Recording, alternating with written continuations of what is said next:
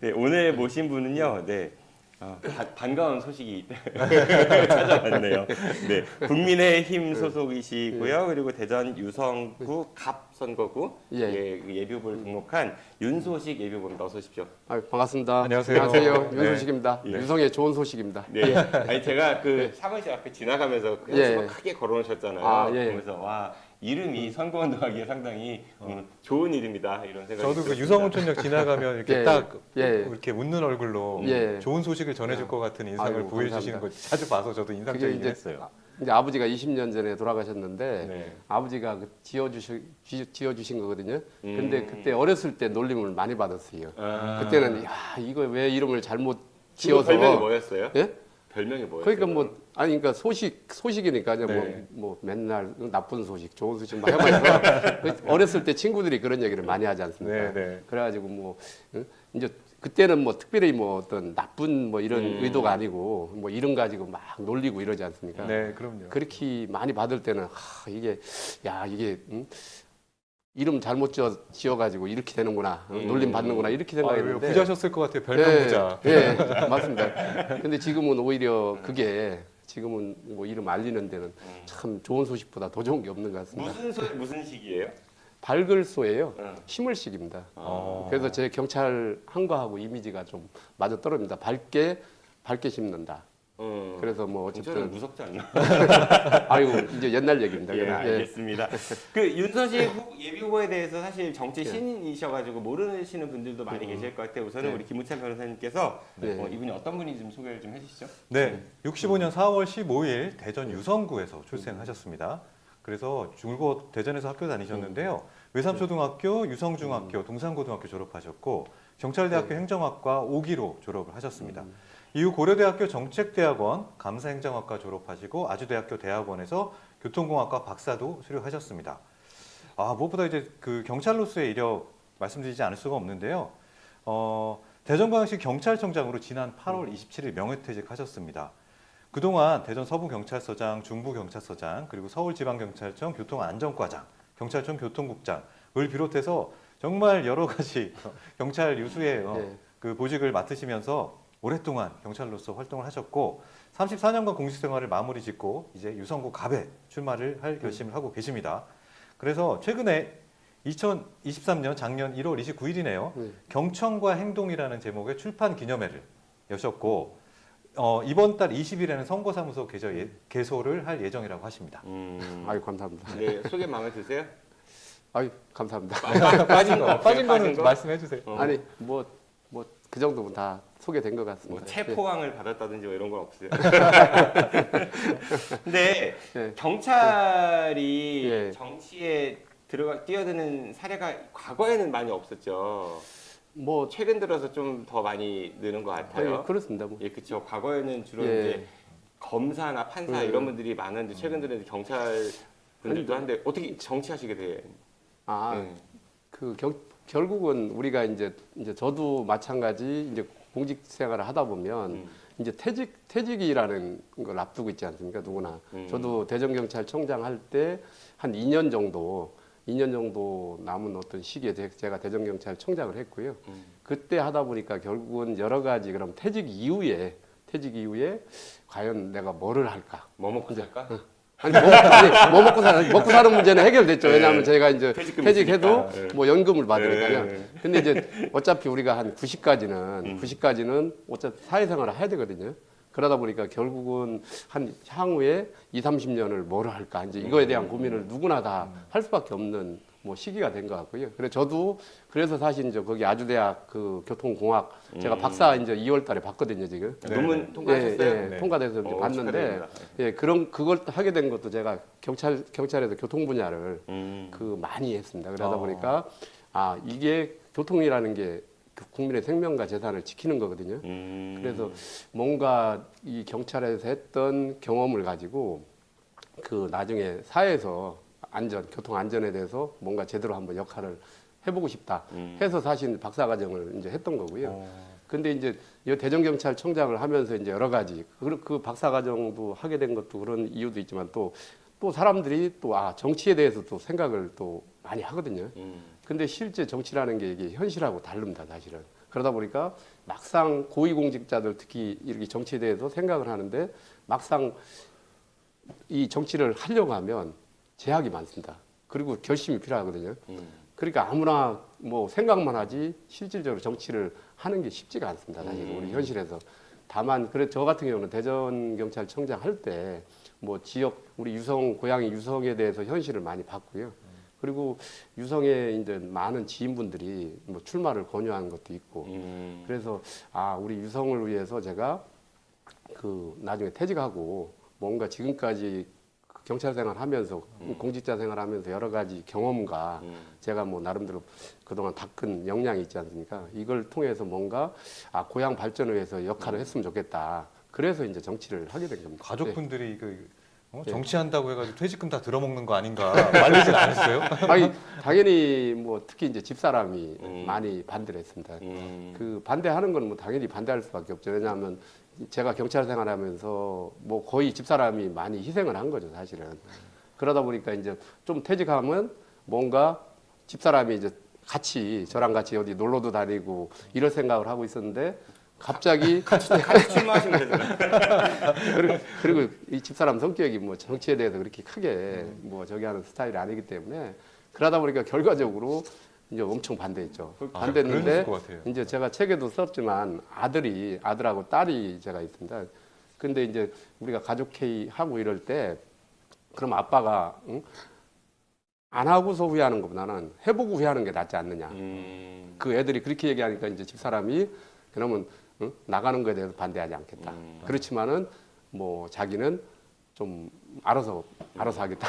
그러니까 알겠습니다. 이혼 고민하는 것보다 이혼을 해보겠다고 또 이렇게 말씀할 수 있겠네요. 예, 이제 맞습니다. 정치 신인이시니까 뭐 예. 제가 감히 좀 조언을 해드리면 예. 방송 앞으로 하실 때 예. 그 배우자분 호칭하실 아내. 때 예, 아이고, 집사라는 죄송합니다. 표현이 요즘에 또 싫어하시는 분들이 많아요. 아이고, 예, 제가- 예. 아닙니다. 죄송하실 것까지는 없고요. 아니 아내라는 표현을 예. 그 저도 주변에서 예, 그런 그렇습니다. 얘기 좀 그 코칭 같은 거 받으시죠. 정치가 예. 그렇게 어렵더라고요. 아유 알겠습니다. 용어 하나하나가 그래가지고 제가 그 단어 지적하는 안 좋은 습관이 있으니까 이해해주세요. 네. 그 예. 그러니까 경찰 생활 하시다가 이제 남은 삶에 그 나의 인생 이모작을 어디에 둘 것인가, 내가 살고 태어났던 고향을 위해서 일을 하겠다라고 정치를 하신다고 했는데, 그럼 경찰은 왜 되신 거예요?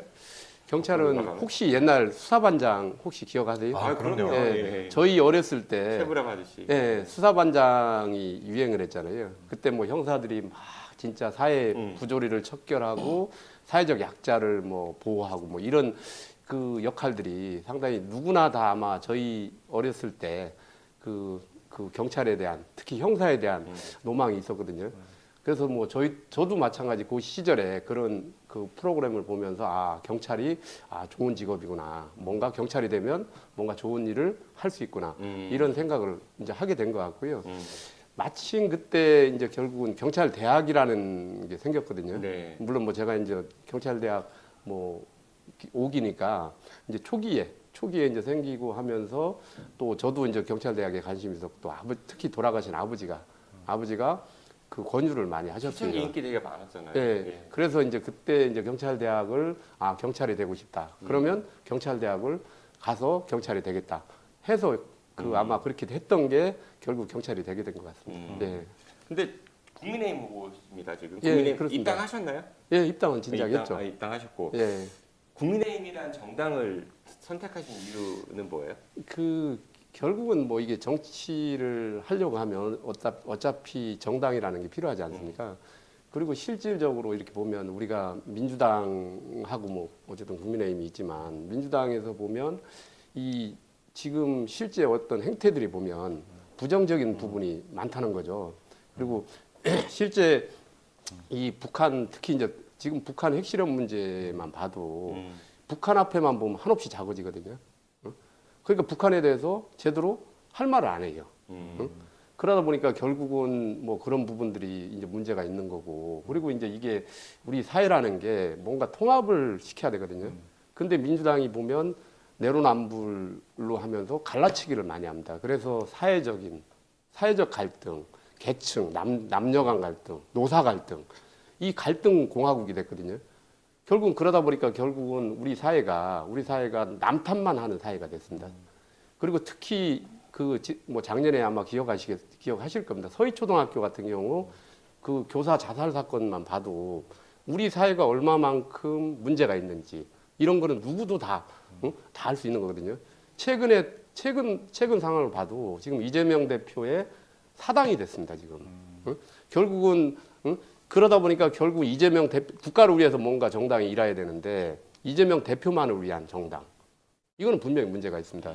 특히 예. 그래서 최근에 보면 그 당대표였고 오래 했던 이낙연 당대표가 탈당했고 그리고 여기 유성을에 이상민 의원이 탈당한 근데 것도 비슷하지 예. 않아요? 그러니까 저는 그래서 제가 요 말씀을 한번 음. 국민의힘도 분명히 문제가 있다고 저는 봐요. 그 양쪽 예. 책임 아니에요? 지금 갈라치기라든지 말씀하신 뭐 예. 내로남불이라든지 이런 예. 것들은 저는 이제 어떤 야, 정당에 네. 아니, 소속되지도 물론. 않은 국민의 한 사람 예, 예. 보면은 그런 얘기 하시는 분들 많을 거예요. 그냥 네. 그 밥이다. 아니 근데 그게 어쨌든 우리 정치가 앞으로 바뀌어야 되는 어떤 부분은 분명히 있습니다. 국민의힘도 마찬가지입니다. 다만 지금 민주당보다는 국민의힘이 희망이 조금 더 있다. 저는 그렇게 본 거고요. 어떤 곳에서 그렇게 지금 아니 그러니까 내로남불 지금 사당은 아니지 않습니까? 지금 국민의힘이 물론 뭐 계속 국민의힘은 여러 가지 과정을 거쳐서 뭔가 새롭게 변신하려고 하고 있거든요.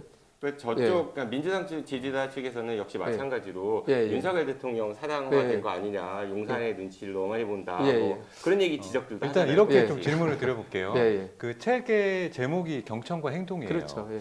근데 지금 정부가 예. 경청을 충분히 국민들이나 반대 예. 여론이든 이런 것들을 아우르는 경청을 하고 있다고 보시는지 좀 여쭤보고 싶네요. 아니 그 부분은 제가 볼 때 노력하고 있는 건 맞는 것 같습니다. 지금 최근에도 이렇게 보면 여러 가지 얘기도 많이 듣고 결국은 뭐 한동훈 그 비대위원장 오고 나서는 많은 변화를 하려고 하지 않습니까? 그리고 불체포 특권도 내려놓겠다. 근데 옛날에도 보면 불체포 특권을 내려놓겠다고 해놓고 정작 본인이 해당되면 안 내려놓지 않습니까? 그런 건 보면 문제는 그게 말보다는 행동이 중요한 건데 이제 이 부분은 반드시 저는 실천해야 된다고 봅니다. 저는. 아니 지금 예. 모두에서 잠깐 언급했는데 예. 그 어제 그 진보당 강성희 의원 예. 끌려 나가는 걸 보면서 아, 이 귀를 닫고 있는 거 아닌가라는 저는 사실 근데 생각이 그거는요, 들더라고요. 저는 기본이 안 돼 있다고 봐요. 아니 최소한의 우리가 대통령에 대한 예우가 있지 않습니까? 그리고 해야 될 자리가 있고 해서는 안 될 자리가 있거든요. 근데 무조건 그거를 그냥 그 국회의원이라고 해서 무조건 어떤 사안에 따라서 자기 어떤 목적을 가지고 자기 의사대로 한다고 했을 때 그걸 제재 안 한다고 하면 그러면 이게 공권력이든 법이 왜 필요합니까 이게? 그래서 그러니까 그런 차원에서 보면 이런 네. 차원이 이렇게 확실히 그 입장 차이가 있는 것 같고 거기에 네. 대한 것들은 개개인의 판단에 맡기는 게 좋을 것 같습니다. 아, 그렇습니다. 어쨌든 네. 이 부분 갖고 오늘 논쟁할 건 아니니까요. 예, 예. 변호사님 제가 부탁드린 네. 질문 좀 해주세요. 예. 그 요새 검경 수사권 조정 이후에 예, 예. 경찰에 대한 실망의 목소리도 여기저기서 많이 그러시죠. 나옵니다. 예. 그 오랫동안 경찰에 재직하셨던 분으로서 어떻게 바라보시는지 궁금하거든요. 그러니까 이게 이제 검경 수사권 조정이라는 게요. 이게 사법 체계의 하나거든요. 그리고 결국은 이 검찰과 경찰은 이게 대립적인 관계가 아니고요. 서로 보완하고 서로 협력해야 될 관계입니다, 지금. 근데 지난번 우리가 수사권 조정에 어떤 문제가 뭐냐면 그거를 독립이라는 표현도 쓰고 막 이렇게 하면서 그거를 사법 체계를 부정하는 거거든요. 어떻게 보면. 이거는 유기적으로 결합돼야 되는데 아까 말씀하신 대로 저도 뭐 그 현장에 있었으니까요. 우리가 수사권 조정을 했으면 이게 누구를 위해서 하는 건가요? 결국 국민을 위해서 하는 거잖아요. 그러니까 근데 수사권 조정을 준비도 없이 하다 보니까 결국 어떤 현상이 있느냐 일선에서는 우리 수사 절차도 많아지고 이러면서 이 사건 처리 그러니까 직원들이 업무가 폭증을 했거든요. 그러면서 그거에 대한 뒷받침은 안 되고 이러다 보니까 결국 직원들이 수사를 기피하고 있습니다. 수사를 떠나고 있습니다. 그리고 들어오질 않습니다. 그러다 보니까 우리 수사가 여러 가지 어려운 점이 많아진 것도 사실이고요. 그런데 그러다 보니까 결국은 사건 처리 기간이 길어지거든요. 길어지다 보니까 옛날 같으면 한 몇 개월에 처리가 끝나는데 우리가 고소고발을 하면 몇 개월이면 끝나는데 결국은 나중에 보니까 2년 된 사건도 처리도 안 하고 제가 가서 깜짝 놀란 게 많습니다. 대전청장 하면서. 그래서 저도 이제 인력도 다 투입시키고 하면서 이거를 줄이려고 많이 노력을 했었는데 결국 이건 뭐냐? 결국 이거는 제대로 준비도 안 되고 제대로 뭔가 이 시스템을 제대로 이해하지 못한 상태에서 급하게 시행하다 보니까 결국 이런 결과가 초래한 거거든요. 그 말씀은 충분히 이해를 예. 하는데 이게 처음에 촉발된 것이 예. 이제 우리나라 검찰이 예. 이제 수사도 관장하고 예, 거기에 예. 기소도 독점을 하고 그러다 보니까 이게 음. 너무 집중된 거 아니냐. 출발이 그거였잖아요. 그래서 예, 예. 그렇습니다. 수사는 경찰이 전문적으로 하고 그렇죠. 그걸 바탕으로 검찰이 기소 여부를 결정하는 그런 게 예. 취지였는데 제도 준비가 안 되다 보니까 이제 그 현장에서는 많이 혼란스럽다 이 얘기신 것 같은데 그러면 이제 가야 될 방향은 어때요? 아니 저는 방향은 맞다고 봐요. 방향은 맞다? 맞는데 다만 그거를 어떤 사회 여러 가지 어떤 그 나라마다 수사권에 대해서는 구조가 달라야 된다고 보거든요. 그리고 국민을 우선점으로 두고 이거를 제도를 만들어야 돼요. 그러다 보니까 지금은 그 부분이 안 됐다는 거죠. 그래서 그거를 향후에 그 방향이 맞지만 방향이 맞다고 해서 그렇다고 해서 그게 어떤 이걸 단절시켜서는 안 된다. 아까 말씀드린 대로 사법체제 하나로서 뭔가 경찰의 역할, 검찰의 역할. 그리고 실질적으로 보면 지금 우리 사회가 어떤 지난번에도 뭐 저희가 이제 경찰 생활 처음 시작할 때 검경 관계하고 저희가 이제 최근에 검경 법 이전에 그러니까 법이 없었어도 검경 관계가 되게 협력 관계로 많이 발전이 됐어요. 그만큼 우리 사회가 건강해진 거죠, 사실은. 그런 상황에서 서로 협력하고 뭔가 이게 국민을 위해서 뭔가 이걸 서로 협력해서 뭔가 잘할 생각을 하는 게 맞는 거지. 제도라는 거는 아무리 잘 만들어도 그걸 현실에 안 맞으면 그거는 문제가 있지 않습니까? 그래서 그런 차원에서 뭔가 보완이 필요한 게 아닌가 이렇게 생각하고 있습니다. 알겠습니다. 네. 유성구 예. 갑에 이제 예, 예. 도전을 하신다고 했어요. 예. 그 유성구 갑에서 가장 시급한 현안이 뭐라고 보세요?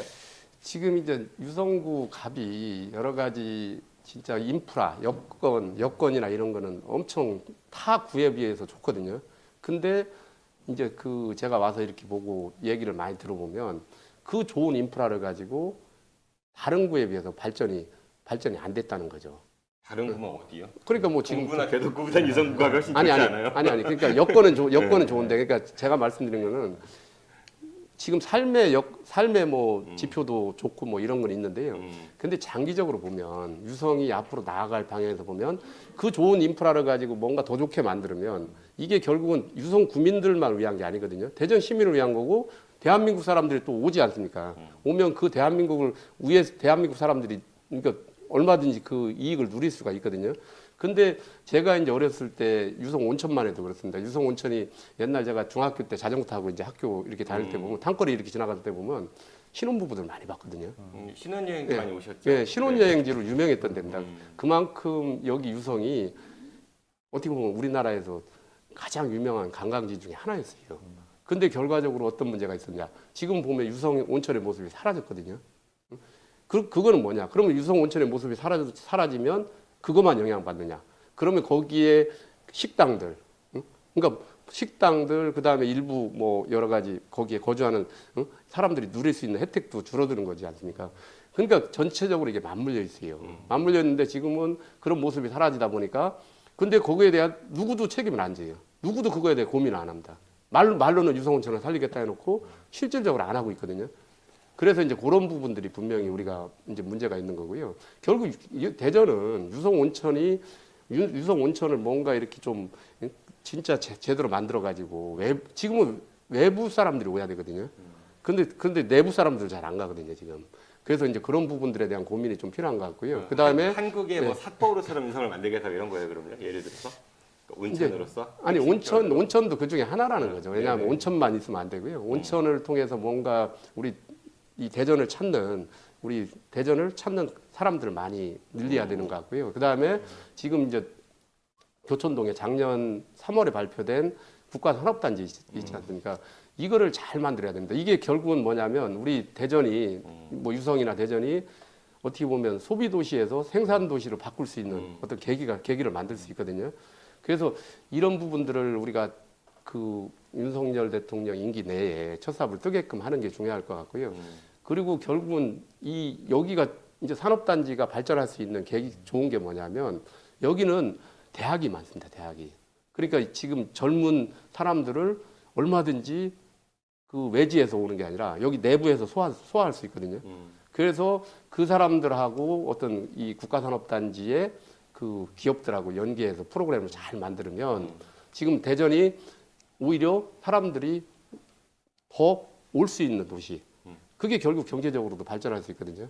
이제 그런 부분이 있고요. 또 하나는 이제 이 교통 문제가 지금 조금 문제가 많습니다. 여기가 옛날에 장대교차로를 입차한다겠다가 지금 그거를 평면화 만들면서 여러 가지 그 지금 유성 IC 부분에 교통 체증 문제도 있고, 그다음에 현충원 소위 현충원 IC라고 해서 그때 한다고 해놓고서 지금 안 하다 보니까 거기에 대한 문제.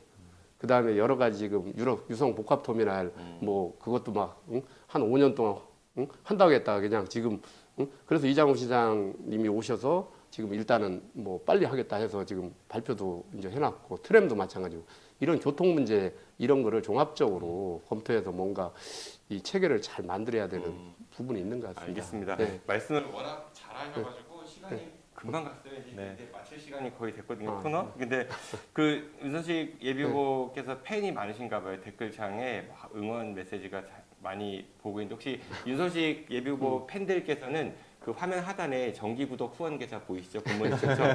네, 후원 꼭 부탁드립니다. 네, 그러면 가시기 전에 마지막으로 예. 국회에 이제 입성을 하시게 됐다고 쳐요. 예, 예. 예, 그러면 어떤 의정 활동에 좀 주력을 하시겠습니까? 결국은 이제 국회라는 게 결국 입법권이거든요. 첫째 임무가. 그래서 법을 잘 만들어야 됩니다. 특히 제가 이제 대전경찰청장 할 때 보면 우리가 이제 그 법을 진짜 현장에서 뭔가 역할할 수 있게끔 법을 만들어줘야 되거든요. 근데 그렇지 못한 법들이 많습니다. 특히 우리가 이제 정신질환자 문제도 우리가 이제 관리 문제도 그렇고 막 여러 가지 그게 이제 사각지대가 많거든요.